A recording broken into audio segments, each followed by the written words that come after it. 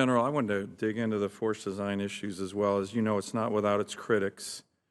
And by the way, it's not just retired old Vietnam 4-stars. It's recently retired 3-stars, 4-stars, some of the best minds, some of the best experienced Marines, at least in my experience, and I think in your experience as well. To Senator Cotton's question, I would sum up some of the criticism in kind of a broad category, like something like this. The divest to invest strategy shed in a rapid amount of time very significant proven Marine Corps combat capability. The numbers I have, and maybe they've changed, close to 10,000 active duty Marines, 6,000 reservists. By the way, I think we need to be a little humble here on the recruiting. You get a lot of compliments. I think you deserve them, but it's easy to hit your recruiting targets when you're getting rid of a lot of Marines. And a reduction of 21% of active duty infantry Marines, 16% of reserve infantry Marines, 67% of cannon artillery, 33% of AAVs, 100% tanks, 100% of bridging, 3 companies, along with breaching, clearing, proofing equipment, 100% of law enforcement. And I think one of the concerns has been, and you've heard it a little bit here, that these significant combat divestments and the focus on enhancing lethality around maritime choke points, particularly the PLA Navy, have raised questions about whether the Marine Corps is designing a niche, light infantry, missile-heavy force focused on one AOR at the expense of the Marine Corps' traditional role as a lethal, robust, combined arms force ready to respond to any global crisis. As you know, General, one of the hallmarks of the MAGTF is the ability to kick the door in anywhere in the world and sustain itself for weeks in heavy combat before follow-on forces arrive. So how do you respond to that criticism? And it's coming in from a lot of very well-respected Marines that we are undermining our ability to be the nation's 911 combined arms force. Senator, I would say that we are not undermining that ability. The Marine Expeditionary Unit remains coin of the realm. Those Marine Expeditionary Units, we still retain 7 headquarters and all the battalions, the air combat elements, logistics combat elements needed for them. But as you know, sir, the amphibious warship piece is key. The ability for us to deploy rapidly and globally depends on us being light and lethal. And we had for a good number of years developed platforms that simply weren't movable unless we pulled up to one of a handful of ports in the Pacific for a really multi-day offload. Let me ask, one of the other elements of divestment, which has been confusing, it was in one of the QFers that I sent to General Berger, we still haven't gotten back, is on the Marine Corps' divestments in aviation, in the wing.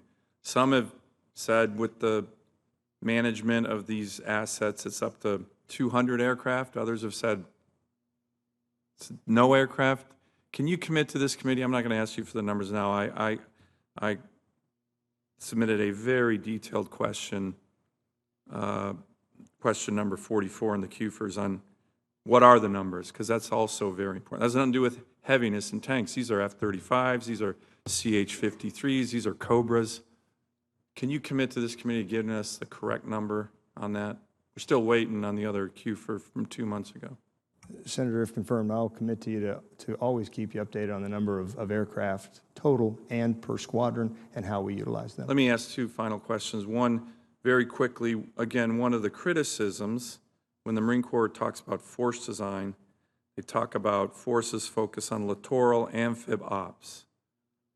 But what if the next fight is not in the littorals? What if it's back in the desert? What if it's a mount operation in an urban setting? What if Marines need to cross a river? Right now, I don't think we can cross a river. Maybe I'm wrong.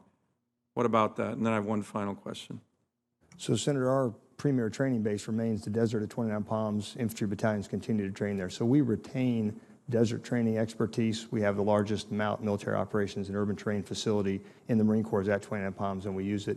And we are currently working hard to build expeditionary bridging that is built for the vehicles which we have and the assets we have that need to be moved across certain gaps. But that is key, and we have to work on that and are doing so now.